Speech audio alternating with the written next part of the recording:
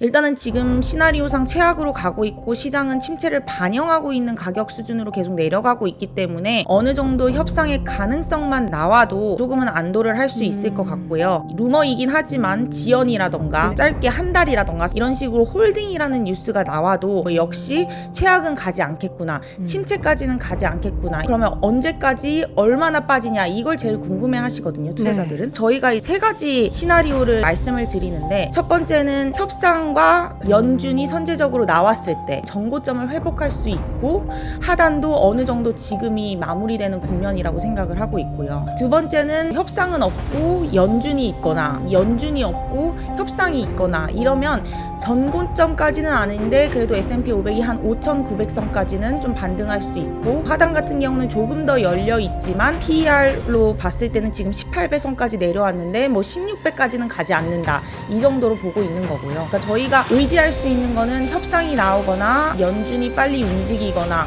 이 두 가지 말고는 사실 지금 상황에서 기대할 거는 없다라고 보고 있습니다. 자, 이번에는 글로벌 인터뷰 NH투자증권 조현주 연구위원 함께합니다. 위원님 어서 오세요. 안녕하세요. 음식 냄새 풍겨서 죄송합니다. 너무 배고프시죠? 예, 죄송합니다. 자, 이제 뭐 글로벌 이야기도 중요하지만 일단 어제 시장이 좀 많이 하락했잖아요. 뉴욕 증시는 먼저 하락하고 어제는 그래도 조금 버텨내는 모습이었는데, 어제 중국도 엄청 빠졌고요. 일본도 엄청 빠졌고요. 그리고 우리나라도 5% 넘게 빠졌어요. 이게 급락의 원인이 물론 미국의 관세 부과지만 결국에 중국에 좀 약간 원인이 있었나라는 그런 얘기도 나오던데, 원인이 뭐였을까요? 중국의 보복 대응이 굉장히 강했다라고 생각하시면 됩니다. 사실 모든 수입품에 34% 관세를 부과하겠다라는 거는 중국도 자기네들의 기업들이 다치는 것을 감수하겠다라는 거거든요. 그럼 결국에는 그냥 다 같이 죽자라는 얘기밖에 안 되기 때문에 전반적으로 이번에 나온 중국의 대응 정책은 굉장히 강했다라고 생각을 하고 있고요. 그 전에 뭐 2월 4일이나 3월 4일에 나왔던 보복 대응은 예상보다 굉장히 약해가지고 중국이 보복 대응을 굉장히 강하게 안 하겠구나라고 생각을 했었는데, 이번에는 상호관세 발표 이후에 굉장히 강하게 얘기를 하면서 이거는 최악의 시나리오로 가겠구나라는 우려가 좀 발동을 했다라고 보시면 될 것 같습니다.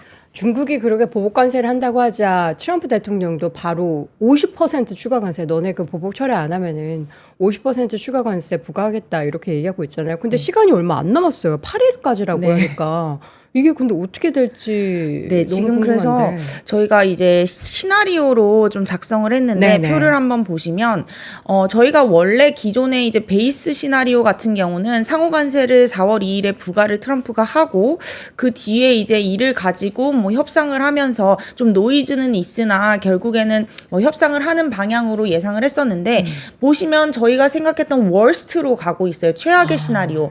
원래는 최악의 시나리오가 뭐였냐면 전 국가의 보편 관세 10% 그리고 중국의 60% 관세였는데, 거의 뭐 모든 최악의 시나리오를 다 만족하고 있고요. 그 뒤에 바로 중국이 맞불 전쟁으로 굉장히 강하게 맞대응을 했고요. 그다음에 이제 유럽도 얘기가 나오고 있고, 여기에 또 트럼프가 추가적으로 50%, 그렇게 되면 거의 104%거든요. 중국에만 관세 붙이는 게.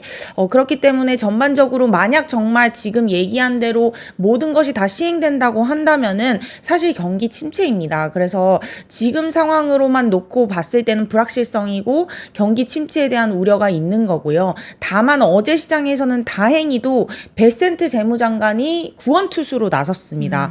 50개 국가와 이제 협상을 하겠다라는 식으로 나오면서 조금은 좀 안도 랠리가 좀 나왔던 것 같고요. 또 중간에는 90일 동안 뭐 관세를 지연한다 이런 루머가 좀 돌았어요. 근데 그거는 백악관에서 사실이 아니다라고 부인을 했고요. 그럼 결국에는 저희가 여기서 최악의 시나리오로 가서 경기 침체로 가는, 이걸 막기 위해서는 하나밖에 없습니다. 협상을 하는 트럼프가 조금 톤다운을 하거나, 아니면 연준이 미리 개입을 해서 좀 워워를 시키거나, 이거밖에는 방법이 없다라고 저희는 생각하고 있습니다. 연준이 워워시킨다라는 거는 금리에 대한 인하 말씀하시는 걸까요? 근데 사실 연준만 가지고는 안 돼요. 이 정도의 관세로는 연준 혼자서 선제적으로 금리를 내린다고 해도 경기 침체를 막을 수 있을지는 모르겠어요. 이 정도는. 이게 트럼프가 연준을 계속 압박하잖아요. 연준은 데이터 보고하겠다라고 하기 때문에 지금 연준에서 무언가 액션을 취하는 거는 사실 기대하기는 어렵고 그럼 결국엔 트럼프가 좀 본인 스스로 좀 이렇게 톤을 다운시켜야 되는데 그럴 지금 상황이 전혀 아닌 것 같거든요. 밤사이도 열심히 트윗하면서 뭐 용감하게 버티라고 그렇게 이야기를 하니까. 네, 맞습니다. 이거는 그러면 방법이 없는 거 아닌가요? 그래서 저희가 지금 2018년에 한번 보시면은 네. 트럼프 같은 경우는 2018년 3월부터 계속 무역 전쟁을 하다가 이제 9월부터 굉장히 큰 규모의 무역 전쟁을 시작했어요. 역사상 거의 1920년 이후 처음으로 그때가 2천억 달러 정도 규모의 중국에 대한 10% 관세를 예고를 했었고요. 그게 9월 24일에 실제로 시행이 됐습니다. 네. 그리고 난 뒤에 시장이 빠지기 시작했고요. 그리고 12월 달에 이제 90일 동안 관세를 동결을 했습니다. 그러면서 조금 기조를 바꿨고요.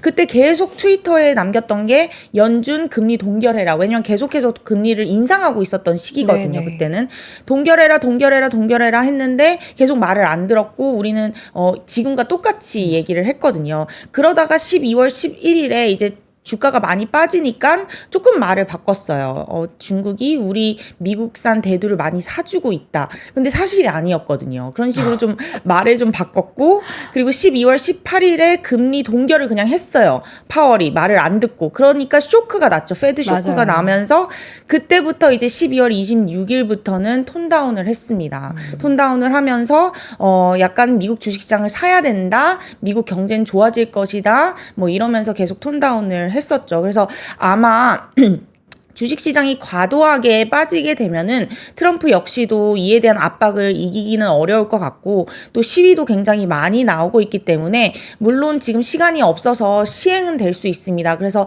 주식시장이 뭐 추가적으로 한 방을 더 맞을 수는 있는데 그러고 난 뒤에 이게 한 달, 두 달, 세 달 계속 간다면은 저희는 당연히 경기 침체를 봐야 되는 거고 실물 지표가 꺾이는 부분을 예상을 해야 되는 거고 근데 만약에 이게 시행되고 뭐 2주 아니면 한 달 안에 전환이 된다. 정책 시프트가 나온다라고 한다면은 저희는 안도랠리가 좀 생각보다 빨리 나올 수도 있는 거라고 생각을 하고 있습니다. 근데 지금 상황에서는 저희가 이거를 예상할 수가 없고 굉장히 나이브하게 트럼프가 톤다운을 할 거다. 이렇게 또 얘기할 수도 없기 때문에 아마 이번 주가 주식시장 입장에서는 어제는 좀 괜찮았다고 하더라도 추가 하락폭이 좀 남아있지 않을까 이렇게 보고 있습니다. 어떻게 될지를 하루하루 이게 변화무쌍한 그런 흐름이 나타나고 있기 때문에 뭐 다행히도 이제 그래도 중국은 계속 강경하지만 유럽 쪽에서는 살짝 협상을 하려는 그런 여지들이 남아 있어서 그쪽은 좀 괜찮은 것 같기는 하고 뭐 우리나라는 뭐 방법이 없으니까 어떻게든 협상을 해야겠죠. 여기에서 이제 우리는 결국에 계속 미국 경제가 꺾이냐 침체가 들어가냐 그걸 보면서 계속 투자를 이어갈 수밖에 없는 건데 지금 뭐 골드만삭스는 경기 침체에 대한 네. 가능성 더 올리고 있고요. JP모건에서는 이제 경제 성장률에 대해서 네. 마이너스로 지금 낮춰버렸단 말이죠. 네.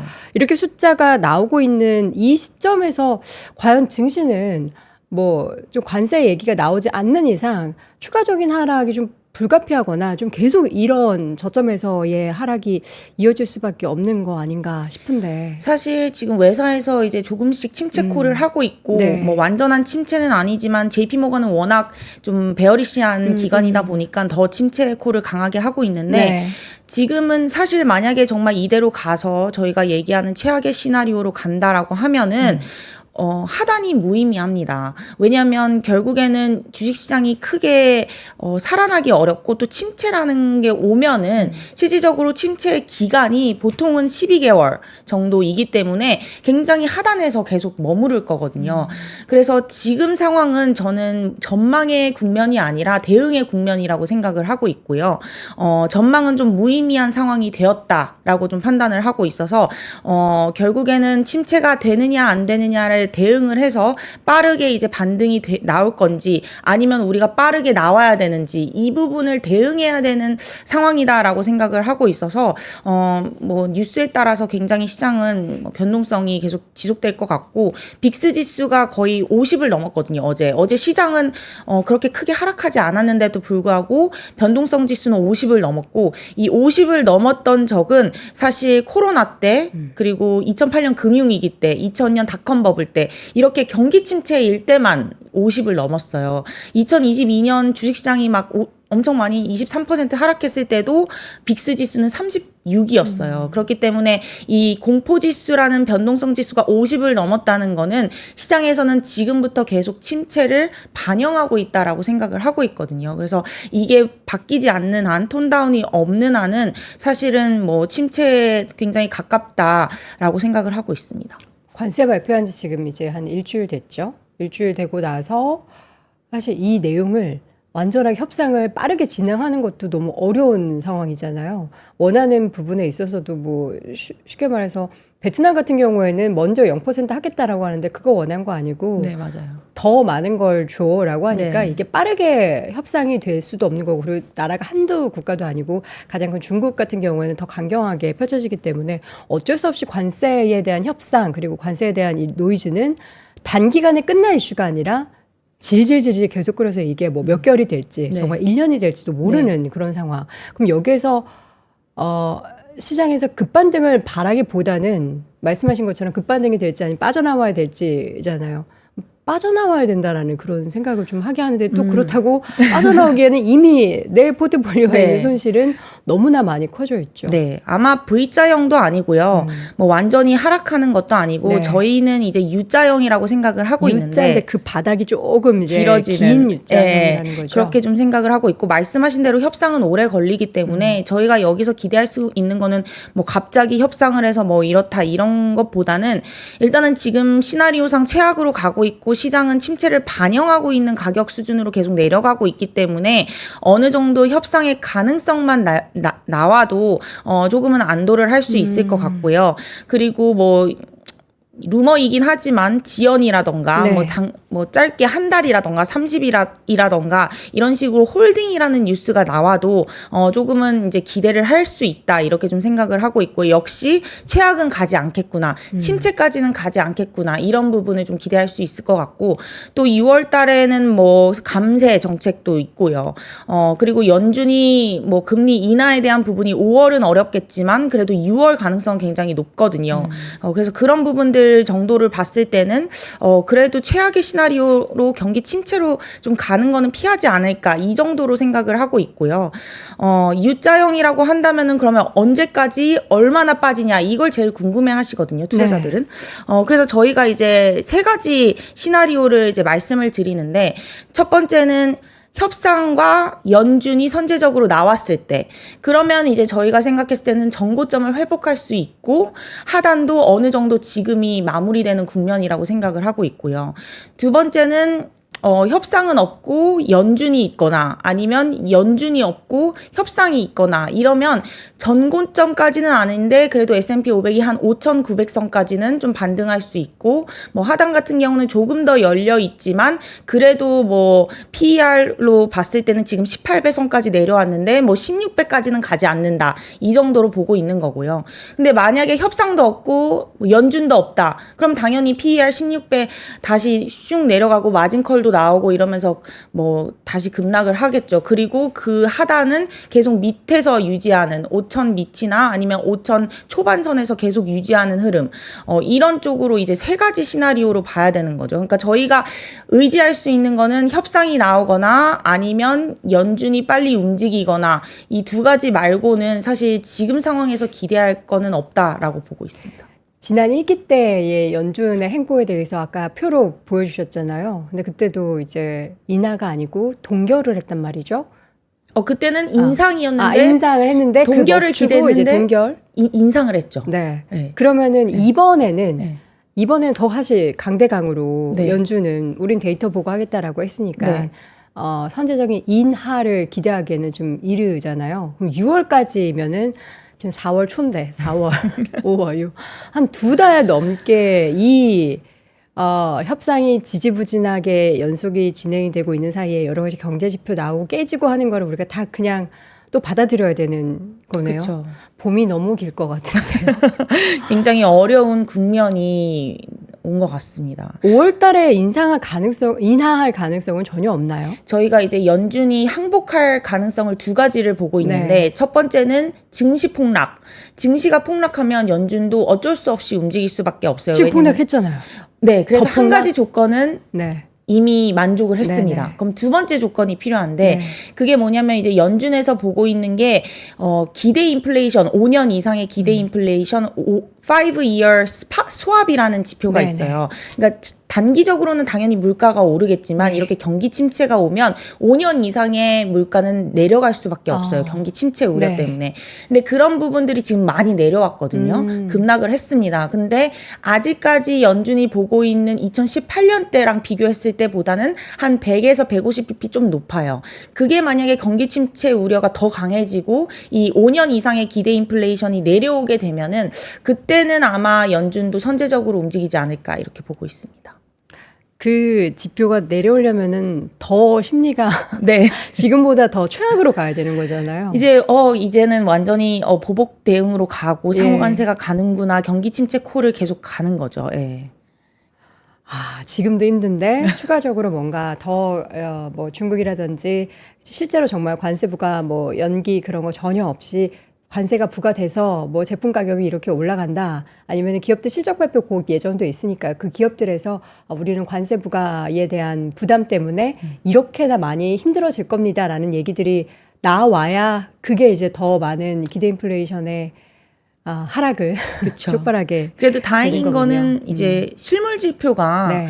움직이기 전에 기대 인플레이션 심리 지표니까 그쵸. 서베이 지표로도 움직일 수 있다는 네. 점은 그리고 100bp에서 150bp면 뭐 S&P 500 기준으로 한 번 더 한 2-3% 하락하면 만족하지 않을까라고 생각은 하는데 물론 지표를 저희가 네. 계속 봐야 될 것 같습니다. 2-3% 정도 하락은 이제 우리가 뭐 너무나 큰 하락을 경험을 했기 때문에 그냥 오늘 밤에 차라리 2-3% 내리고 빨리 갑자기 이제 정례 회의가 아니고 갑자기 FOMC 그냥 당겨서 해서 네. 좀 얼른 빨리 끝냈으면 좋겠다라는 그런 마음도 다들 가지실 것 같습니다. 우리가 코로나 때는 그런 코로나라는 갑작스러운 변수가 있어서 그때 당시에 시장에 급락이 나타났고 그때 정말 시원하게 V자 반등이 있었잖아요. 맞습니다. 네. 그 기억을 하면서 다들 이번에도 좀 결국에는 협상하지 않을까? 이렇게까지 최악으로 가지 않지 않겠어? 라고 하는데 우리가 생각했던 것보다 너무나 이제 강경한 중국의 입장을 보고서는 이거 쉽지 않겠는데? 라는 그런 생각을 하게 만듭니다. 자, 지금 어쨌든 관세 얘기는 아무래도 이제 쉽사리 봉합이 되지는 않을 것 같고요. 지금 근데 이게 우리한테는 좋은 건가요? 공화당 일부 의원들의 계속된 반발이 있어요. 네. 이렇게 하다가 이제 내년도에 있는 중간 선거에서 참패를 당할 것이다라는 그런 우려가 있는 상황이잖아요. 그렇게 되면 이제 추가적으로 트럼프 탄핵되는 거 아니야? 여기까지 또 우리는 진도를 빼볼 수 있죠. 그런 네. 가능성은 혹시 있나요? 뭐 아예 없다고 볼 수는 없고요. 사실 지금 상원 의원이 총 100석이거든요. 이 100석 중에서 공화당이 53석 그리고 민주당이 47석을 확보하고 있습니다. 근데 여기서 이제 탄핵이 되거나 아니면 지금 발동하고 있는 대통령 권한으로 하고 있는 이 무역 정책을 의회가 비토 거부를 하려고 한다면은 사실 과반 3분의 2가 필요해요. 그러면 67석이 필요합니다. 그러면 저희가 필요한 공화당의 반대자들이 20명 정도가 필요한 거예요. 왜냐하면 민주당이 47명 정도니까 20명 정도면은 67석을 확보하거든요. 그럼 과반 3분의 1을 확보하게 됩니다. 근데 지금 20명이 필요한데 이 지금 현재 관세 정책에 반대하고 공식적으로 우려를 표명하는 공화당 의원들이 11명이에요. 그러면은 9명이 저희는 더 필요한 겁니다. 근데 이 9명이라는 숫자가 생각보다 많죠. 2-3명이면 가능하겠는데 9명이 돌아서야 되니까 추가적으로 그거는 조금 어렵지 않나라고 보고 있어서 탄핵이라던가 뭔가 IEPA 트럼프가 하고 있는 무역 정책을 위토하는 것은 그렇게 쉽지는 않다 이렇게 보고 있습니다. 네. 뭐 탄핵 얘기가 뭐 남의 나라 일이 아니기 때문에 이렇게 막무가내로 정책을 펼치고 너무나도 이제 시장에 혼돈을 만들어 놓고 버티라고만 이야기하는 대통령이 과연 이제 국민적인 지지를 얻을 수 있을 것인가 싶은데 지금 지지율이 굉장히 많이 떨어졌다고 들었어요. 그럼에도 불구하고 열심히 트윗하면서 계속 버텨라. 결국에는 우리가 승리할 것이다. 뭐 이렇게 얘기하는데 그 미국이 지금 트럼프, 그러니까 미국의 정책이라고 부르기도 좀 그래요. 이게 트럼프의 생각일 것 같아서 트럼프의 정책이 결국에 원하는 게 뭐예요? 처음에는 공장 지으라는 얘기를 막 많이 맞습니다. 했잖아요. 네. 근데 그걸로 인한 게 끝이 아닌 것 같은데 네. 뭘까요? 일단 뭐 제조업 부흥이 맞는 것 같아요. 기존에 이제 원래는 원하는 거는 목표는 제조업 부흥이고 근데 지금 미국 주식 시장이 서비스업 중심으로 미국 경제가 그쵸. 서비스업 중심으로 가고 있기 때문에 네. 이 제조업 부흥이 쉽지가 않은 거예요. 예를 들어서 지금 베트남, 캄보디아, 방글라데시에 굉장히 고율 관세를 부과해서 거기서 만드는 의류라든가 신발, 뭐 장난감 이런 것들에 대한 공장을 그럼 미국으로 오라는 건데 사실 이 기업들은 전혀 미국으로 갈 필요성이 없다고 생각을 하고 있고요. 오히려 미국으로 공장을 이동하는 게 관세를 맞는 비용보다 훨씬 더 크다고 해요. 그렇기 때문에 그건 아예 초이스도 아니라고 생각을 하거든요. 그만큼 지금 트럼프가 얘기하는 이 제조업 부흥, 관세 정책을 통한 제조업 부흥은 너무 이상적인 거죠. 네. 그러면은 실질적으로 얻을 수 있는 건 뭐냐? 제조업 부흥이 만약에 안 된다고 한다면 세수를 확보하겠다라는 거예요. 근데 세수를 확보하는 것도 실질적으로 미국산이라던가 뭐 미국 산을 많이 안 사주면 이것도 좀 불가능한 거죠, 이것도. 그래서 관세 수입이라는 것도 사실 실질적으로 그렇게 많이 들어오지는 않아요. 비싸지면 그걸 기업들은 안 살 수밖에 없거든요. 그래서 그것도 이제 거의 가능성이 뭐 크지는 않다라고 생각해요. 어느 정도는 적자가 줄어들 수는 있겠지만 불황형 흑자가 되는 거죠. 그래서 그것도 뭐 방법이 아닌 것 같고 그러면 진정으로 원하는 게 뭐냐 하고 최근에 얘기가 나오는 게 결국에는 금리 인하다라는 게 이제 많이들 얘기가 나오고 있죠. 결국에는 트럼프가 이 딥시크로 인해서 충격을 먹고 미국의 AI 투자나 이 테크 쪽을 굉장히 강하게 발전을 시키려고 하는데 그러려면 금리 인하가 필요해서 결국에는 연준을 움직이기 위해 일부러 경기를 망치고 있다. 이런 얘기가 또 나오고 있거든요. 그러니까 그만큼 지금 굉장히 트럼프가 이를 위해서 얻고자 하는 게 뭔지에 대한 혼란이 있는 거예요. 시장에서는. 결국엔 경기는 나빠지는 거고 흑자는 그렇게 크게 오지도 않는 거고 제조업도 부흥이 되지 않고 이를 통해서 얻는 게 없는데 왜 이걸 굳이 하느냐. 이런 부분에 대해서 혼란이 있기 때문에 오히려 미국 주식 시장이 더 많이 빠지는 게 아닌가. 잘못된 정책으로 인해서. 결국엔 과거에 이렇게 잘못된 정책으로 인해서 경기 침체가 왔기 때문에 리더를 잘못 만나고 정책을 잘못 선정이 돼서 그로 인해서 오히려 다른 국가 대비 미국이 더 많은 고통을 받게 될 것이다라는 우려가 지금 작용해서 미국 주식시장이 더 많이 빠지는 게 아닌가라는 생각도 가지고 있습니다. 네.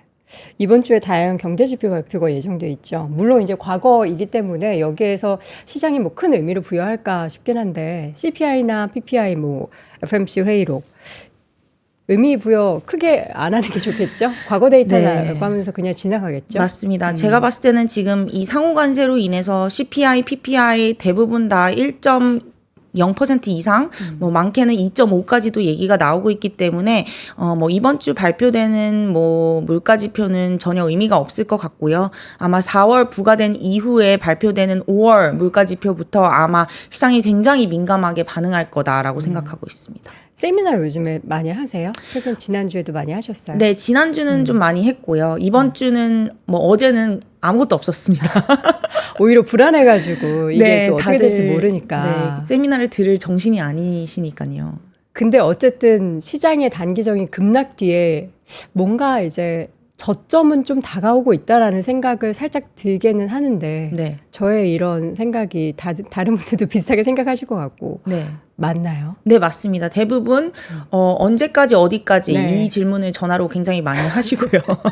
그게 제일 궁금하니까요. 네, 어디까지는 다 왔다고 생각하고 있어요. 어디까지는 다 네, 왔다. 거의 다 왔다. 여기서 내려가 봤자 뭐 크지는 않을 거라고 생각을 하는데 물론 경기 침체 콜이 온다면은 하다는 의미가 없는 거고요.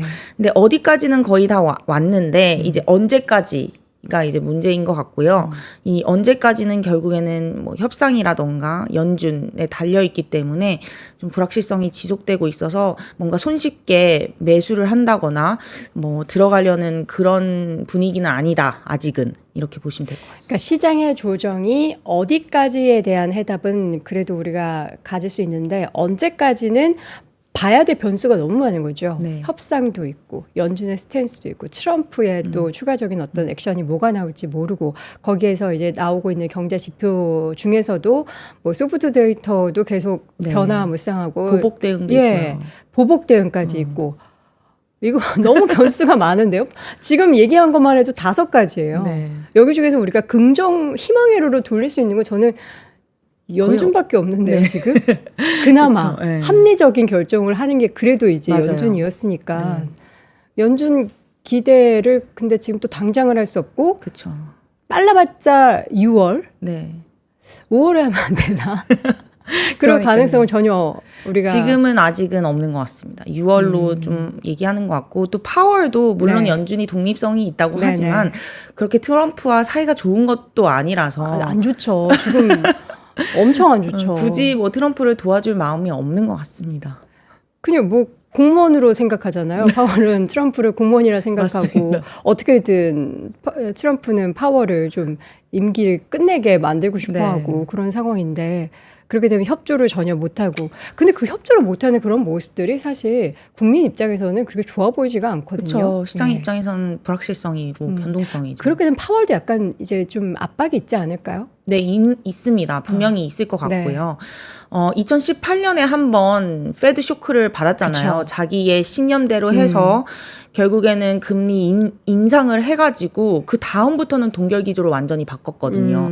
그러고 난 뒤에 오히려 2019년 8월에는 금리 인하를 했었죠. 네. 그래서 아마 6월부터는 아마 굉장히 도비시하게 바뀌지 않을까라고 생각하고 있습니다. 또요. 말씀 주셨던 그 이제 데이터들 특히 이제 기대 인플레이션 5년 기대 인플레이션이 추가적인 조정 그러려면 이제 약간의 충격, 뭐 큰 충격은 바라면 안 되니까 약간의 충격과 그 인플레이션 데이터가 조금 더 꺾이는 것을 보면은 연준 입장에서도 그걸 그냥 방관하지는 못할 것이다. 여기서 가장 현실적인 희망을 걸 수 있는 것은 그 부분인 것 같습니다. 과연 또 이 사이에 다양한 그 5가지 넘는 변수들이 어떠한 좀 변화가 나타나게 될지 여러분들도 계속 뉴스를 체크해 보시고요. 저희가 이 시간에 또 정리해 드리도록 하겠습니다. 자, 오늘 글로벌 인터뷰 함께 했고요. NH투자증권 조현주 연구위원이었습니다. 위원님 고맙습니다. 감사합니다.